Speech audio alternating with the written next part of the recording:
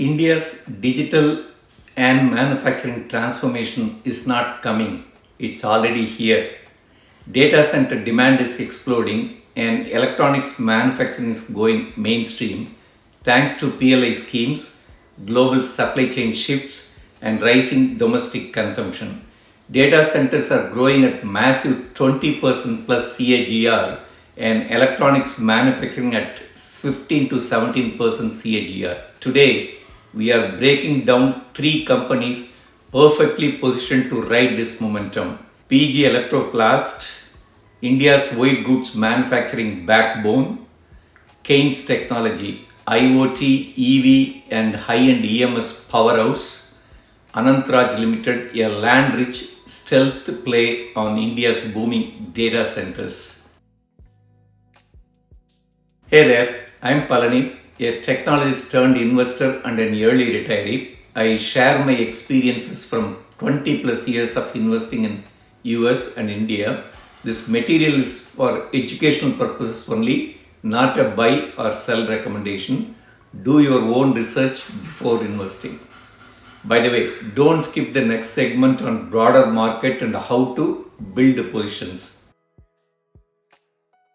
The Indian market has been in the downtrend for the last 1 month, providing an opportunity to selectively buy good companies for long term. Another important thing, I want to share some insights on how to build stock positions. Whenever you buy a new stock or build an existing position, never buy all at once. Buy a small quantity initially after making sure two things. One, the company is in a growth sector. This is very important. Two, fundamentals of the company should be great, like high revenue and profit growth, compelling product and strong balance sheet. Once you buy a small position ensuring right growth market segment and fundamentally strong business, then you can continue to gather insights on the company. For example, watch some of the interviews of the CEO or COO of the company and start learning more about the future of the business. Once you build a strong conviction about underlying business and future potential, you can start adding more stock either on the way up or way down. When to sell a stock is another game altogether. There is no one size fits all situation. We'll touch upon that subject in future videos. Without further ado, let us jump right in. First up, PG Electroplast Limited, a rising EMS and ODM manufacturer deeply embedded in India's white goods ecosystem. PG Electroplast manufactures AC, LED TVs, washing machines, air coolers, and injection molded components. They serve big names like Voltas, Haier, Godrej, Panasonic. So, you may ask, what are key growth catalysts for PG Electroplast? One, it is beneficiary of PLI scheme for white goods. Two, growing ODM share from 25% in financial year 2022 to 40% in financial year 2025. 3. Expanding capacity in UP and Maharashtra. 4th, backward integration into sheet metal, PCBA and plastic. Let us now look into financials. In FY 2025, revenue grew 77% to Rs 4,780 crores. Net profit grew by whopping 113% to Rs 288 crores. Operating margin has been improving consistently since 2021. So, what are some risks associated with PG Electroplast? 1.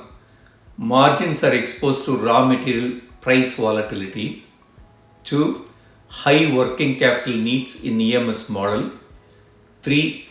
Client concentration risk in consumer durables. But PGEL is quietly emerging as India's ODM champion as a mini Dixon Technologies, a solid play in MakeInIndia. Next, we spotlight Kaynes Technology India Limited, a tech-forward EMS company operating in high-growth verticals like EVs, industrial automation, aerospace, and healthcare. Why Kaynes is special? 1.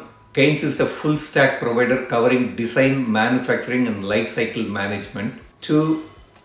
Deep R&D in embedded systems, IoT and mechatronics.